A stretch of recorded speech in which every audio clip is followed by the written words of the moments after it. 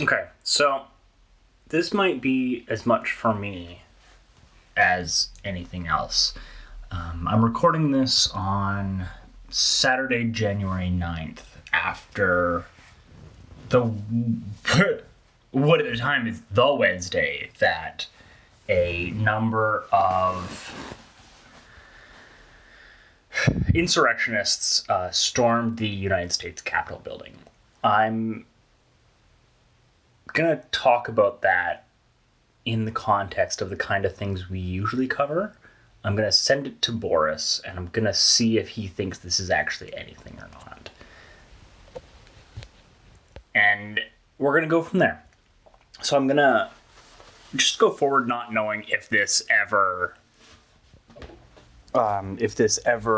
gets listened to by anyone. I'm going to briefly argue why I think that gamers and geeks and all of us,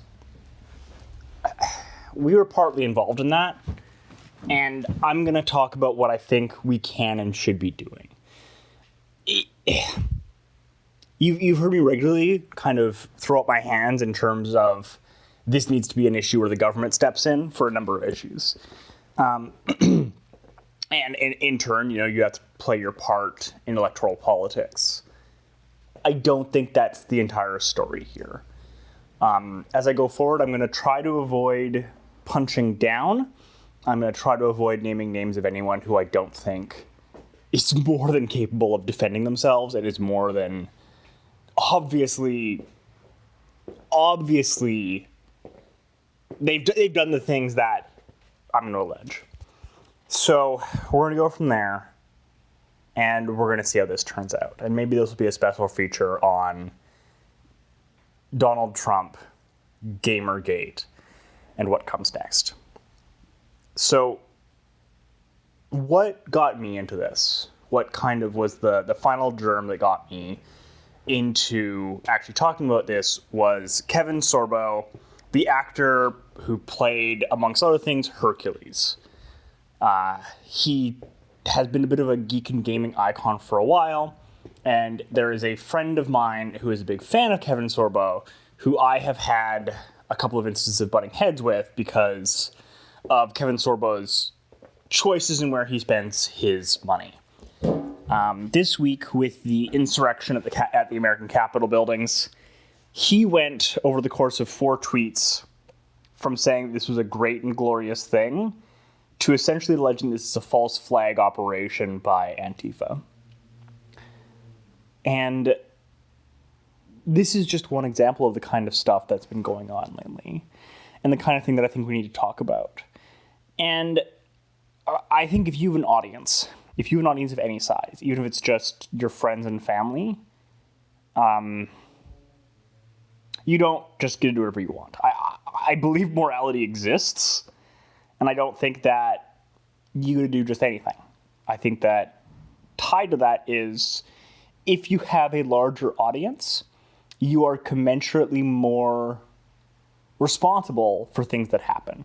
If you have 8 million people who follow your every word, I think you have a higher obligation to them than if you have an audience of 100 people. That's not to say I think there should be a law. I just think that, on a larger moral sentiment, I don't know how you'd put a law in place on that kind of specific thing. I'm just saying that I think that you have an obligation. And with that recent germ and this widespread shirking of kind of any personal responsibility, we're going to jump back in time a little bit.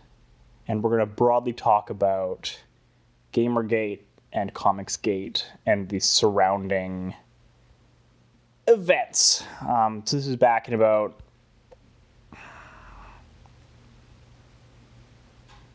This is back quite a few years ago now, but there was a general set of movements. You could argue there were one movement, you could argue that there are a bunch of different splinter groups, but there was a number of decentralized movements that, broadly speaking, were concerned about, air quotes, the way things were going.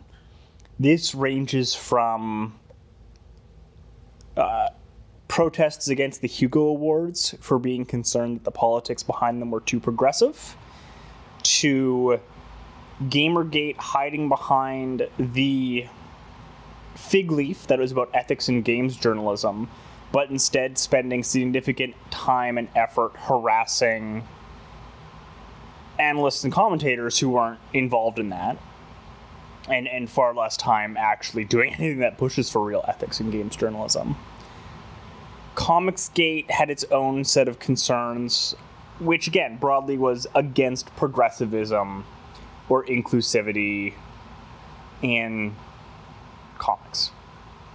Now, each of these can broadly be described as an anti-progressive or a reactionary bent. A really high proportion of the people, the talking heads involved in these issues, we're just, we don't want politics in our art, was a common refrain. But then they'd be, politics in their art was invariably modern progressivism. They were absolutely fine with, polemic screeds in favor of capitalism. They were just fine with vigilante justice. They were just fine with the Watchmen, which is absurdly political. That's just the way it is. And arguing that it isn't or wasn't is either ignorant or disingenuous.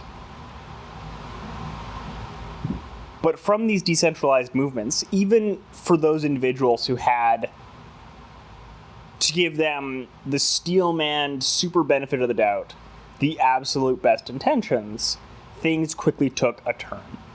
If you were to legitimately be concerned about Anita Sarkeesian's commentary and analysis, you didn't attack the fact that she made money.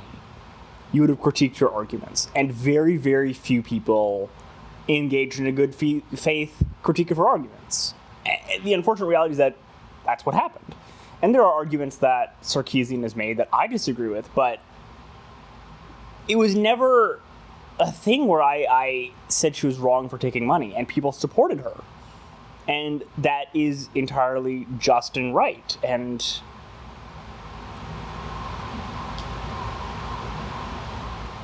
the movement or movements kind of coalesced into a set of vague, decentralized principles that, for the purposes of this, I'm going to call reactionary. And you know what? Maybe I'm showing my hand a little bit with the choice of verbiage there, but in general, it was a reaction to a number of progressive causes and ideas, and a push for returning to the way things were. Trademark. A lot of these individuals would hold up the way things used to be as this fabled great past, which people smarter than me have pointed out is eerily reminiscent of the idealization of a prelapsarian golden age. And regardless of what an individual's politics were, there was this coalescing of a vague ideology, which was broadly speaking that these progressive people are bad because they want things that we don't want. Which, in and of itself, I don't think it's inherently wrong. I think us saying Nazis are bad because they want the extermination of the Jewish race, and that's a thing we don't want, are bad. That's okay, but the intense vagaries that were kept in place allowed it to mean countless things to different people, to the point where there would be this body of vague gesturing towards alleged hypocrisy or people creating issues in order to find themselves a job somehow, and that those who are so often sociological outsiders, which is they were outside of the main bodies of socio-political and economic clout and power, somehow were actually running the show or manipulating multinational corporations to get whatever they wanted done. And that set of vague principles meant that, someone who was vaguely concerned that, let's say Miles Morales was a poor execution on setting up a new Spider-Man, would regularly find themselves in a conversation with someone who thought that black people shouldn't be superheroes because they're genetically inferior, and instead that these people, because they're talking in vagaries, would find themselves in broad agreement. And I think that's part of where the problem comes from. So you end up with all these online personalities, these decentralized communities who start to spread what is broadly speaking characterized as an anti-SJW, anti-progressive, anti-woke ideological bent. So instead of being for anything in particular, they're instead defining themselves solely as against something. And they're against functionally things they don't like. And some individuals attempted to actually, create a cohesive ideology out of it, but by and large, it would be this broad body of incoherent thoughts that never was fully coalescing. And you started to see an increasing number of people buy into some extremely troublesome ideas as a result. And I think that a big part of it is because it didn't actually position itself as a set of viable policy alternatives. It positioned itself as, we're going to make you feel better about yourself. One of the regular talking points that seems to keep coming up is the importance of individual responsibility and individual obligation, and how this is somehow this broader understanding, this broader way of handling the... I got interrupted by a phone call. Where was I? So I think that, returning to the point, broadly, it wasn't a set of policies, it was a way of making you feel better. And the importance of the individual, it's impossible to solve a specific problem caused by policy decisions via policy if the entirety of your position is people just need to try harder, people just need to do their own thing, and the individual is, great and glorious. And the counter side of it is you'd start to see people believe that progressives, the left, anyone really left of this in-group, or anyone outside of this in-group, was somehow saying the individual didn't exist, or saying that individual obligation, individual capacities weren't real, which is surreal. I think that, one commentator that I watch said it very effectively best, which was, if you're trying to solve the problems of an individual, you have to look to individual issues. If you're trying to solve problems for a large group, you need to look for political and policy-based issues. I would love John Smith down the street to make more money, but saying to him, we're going to fix policy to fix his immediate problems, it doesn't super work.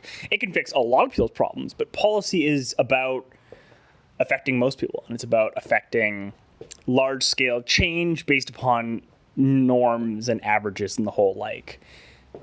That's how policy works. So how does all this fit into comics and stuff? And what it was a lot of people would fall into this reactionary pipeline as a result of some criticism, some warranted, some not, of things going on in board games, in comics, in video games, and so on. And,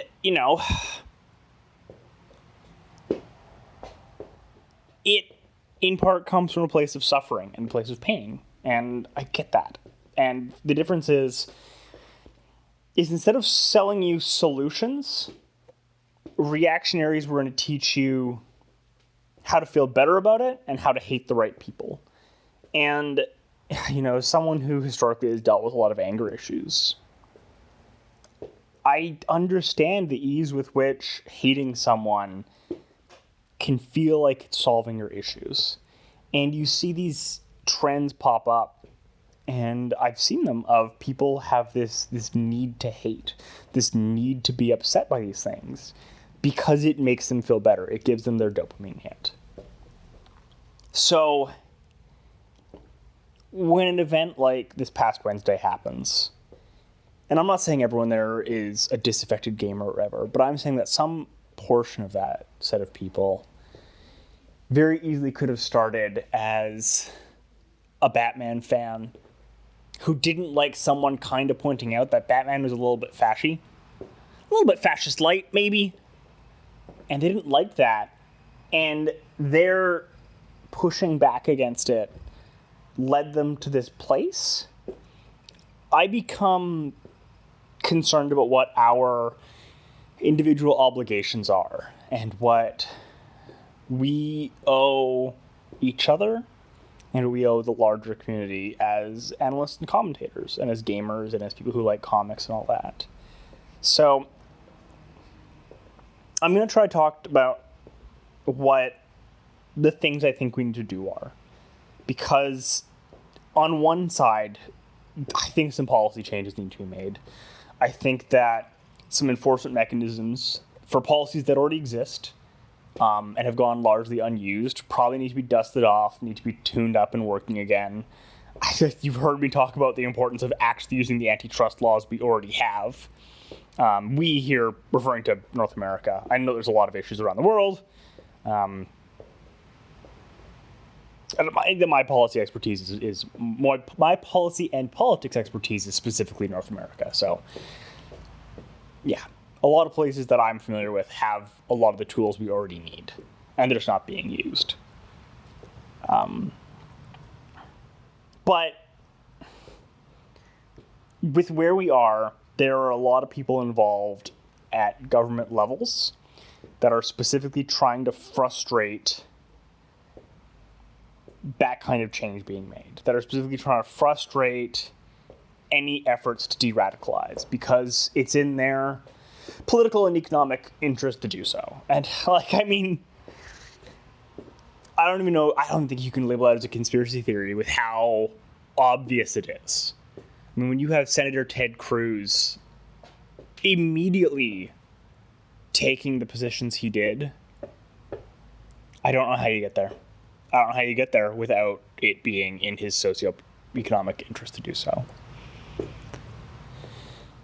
So what can we do as individuals? And that's what I want to talk about today. Because a friend of mine has a brother who has become incredibly radicalized along these reactionary lines and thinks that the cultural Marxists are coming to destroy Western society, which is it's gibberish, and the issue is if we have a lot of these people in our spaces, we trigger the paradox of intolerance. Which broadly speaking goes that if you let both wolves and sheep into your pasture, you're going to end up with just wolves. And that's not in terms of a way of trying to say that, group A or B is lesser than. It's that if you let transphobes and trans people into your community, the transphobes are going to drive the trans folk out. And that maps to almost every single ideological group. So, what can you do? And step one is you need to actually build that community, and you need to police your own communities. And that can be your family, that can be your friend group, that can be the store you work at, that can be your gaming table, If you take the position that anyone is allowed to sit at the table, no matter what they do or say, you're not helping. If you let someone sit at your gaming table and make jokes about raping the women at the table, you're part of the problem. You are.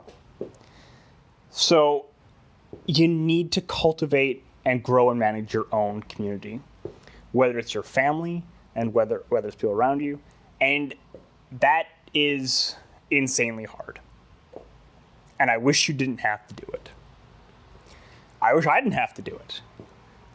I had a member of my own family attack his niece on the anniversary of her sister dying via drug overdose. And he attacked her for political gain, for properly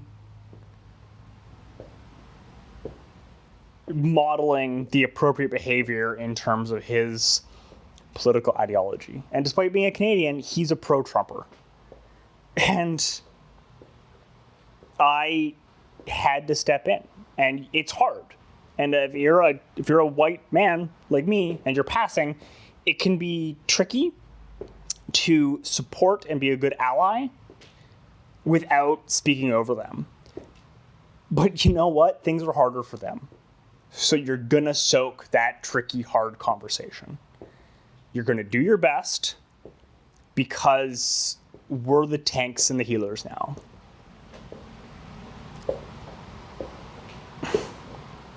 People are hurting, and if we do nothing, it's not going to get better. So the second thing is about denying the zone. So one of the tools that groups like this effectively use is they try to take up a lot of rhetorical space wherever they can. So what that means is you see it on Facebook. You see the people who are sharing memes all the goddamn time about pedophilia, about QAnon, about whatever. And what that's called is they're dominating the zone.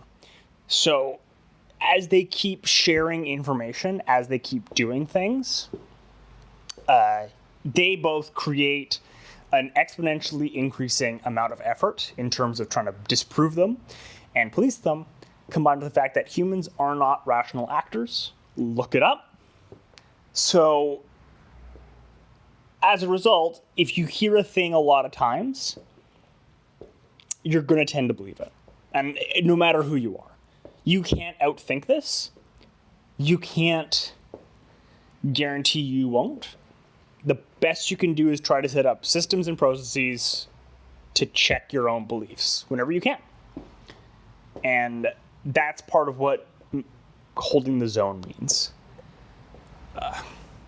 So whenever possible, you have to shut that down. And that can mean if it's on your Facebook wall and someone starts sharing conspiracy theories about how lizard people are out to drink the blood of Christians, you don't fight them, you don't disagree with them, you delete them. You report things, you try your best to deplatform them. Because, well, they have a right to hold those beliefs, they don't necessarily have a right to make everyone listen to them. And failure for you to do anything means that they not only do they have the right to do that belief, but they have the right to do so unchallenged. If you don't challenge them, if you don't do anything to try to maintain and be involved in the zone, you are ceding it to them.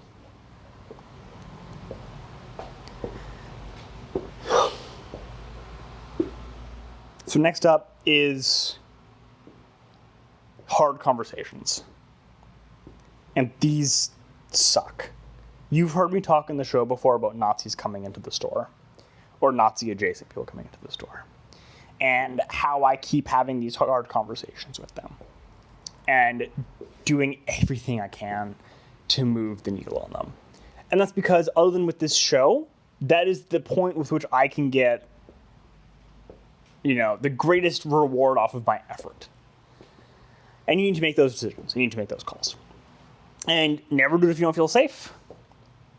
But whenever you can, I think you need to challenge these people. And it's not just for them. Because whether or not you move the needle on that person, it's everyone around them.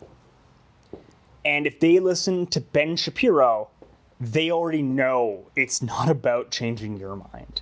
It's about posturing and the appearance for everyone around you. If you are a person of color in a store that allows one of their regular customers to lip off saying that they are genetically inferior, and that goes unchallenged, and here challenging can be, you can't say that, it can be, you're wrong, it can be, get the fuck out of my store. If that goes unchallenged, they see that and remember that. And your space is less safe for them.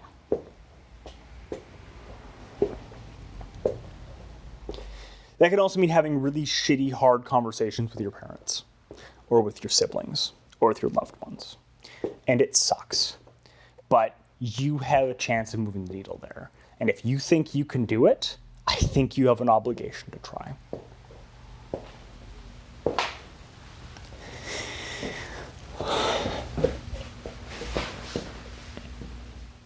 So next up is supporting the things that are important.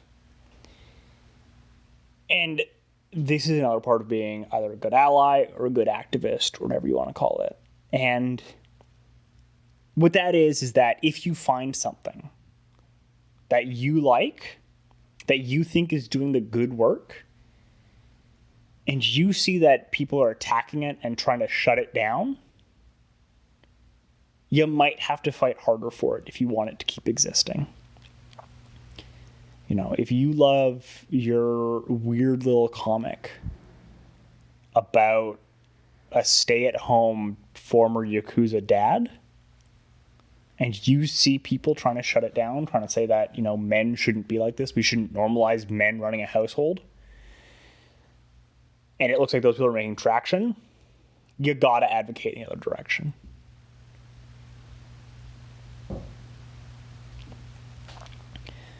So I'm going to bring it home with kind of two final larger points. And the first one of those is that you need to know the territory. And like a lot of it, this part absolutely sucks. Because if you don't know what the slang means,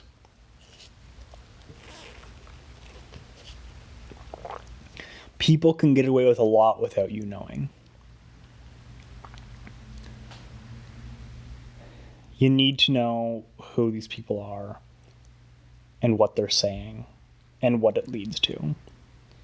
And if you shoot me an email at the thing that I'm sure will get Phil or Boris to add information at the end for this, or if you find me online, I'll direct you some places to do some research, to do some resources, because I'm fallible and I'm not the best person on this. I just have an audience here, and I think I need some allies in this fight. So I think that's what I'm doing. And the last point is that you need to deal with the absolutely atrocious reality is that the deck is not stacked in our favor, but broadly speaking, a world about freedom and everyone having a genuine chance and policies that are based upon data and reason and findings rather than vague feelings of how humans ought to be. If you believe in those things, which I do, and I think if you're listening to me, you probably do too. If you've made it this far and you're not just angrily trying to dox me, I think that some of what I'm saying is resonating with you. Maybe not all of it, but you know, if you're broadly thinking, jeez. If you broadly think that, you know, gay people should be allowed to exist in society, if you think that shit is really unequal right now and we got to figure out some way to solve it, think you're gonna hear some of what I'm talking about, and you're gonna feel what I'm saying, and you're gonna kind of get that the deck is more than a little bit stacked against us. It is so much easier to throw out there a false conspiracy theory ridden claim, and it's so much harder to disprove a lie than to say the lie. It's that old McCarthy era tactic of allegations are written on the first page, retractions are written on the third. So it sucks. I think that the principles of equality, of, democracy, of all those things that I think so many of us grew up in and believed in. And whether you're one of those vague conservatives who is disgusted with what's happening and you just think that, broadly speaking, maybe we should have government try to assume the most efficient case, which broadly speaking, I agree with. It's why I support, for example, putting more money into the tax collection, is because it makes money. Or whether you're a full-on socialist, we're in a battle right now, and the issues are whether or not people get to exist in a public way. And I don't think... And I think on that issue, there's a lot of us that can ally and get that one cause done and get rid of these reactionaries. And then we can figure out amongst ourselves what we think the best next step is. And we can convert them, and we can bring them back, and we can get them to understand that, thinking gay people are people too. And believing in data rather than a fetishized fake rationalism based on anecdotes that's important. And I'm not so hopeful as to quote Martin Luther King Jr. and say that the universe tends towards justice, because I'm not convinced that it inherently does. What I am convinced by is that, broadly speaking, we're making progress and we are getting better. But that means fighting for it, and that means voting, and that means being involved, and that means taking care of your corner of the world. And I think you got to do all those things.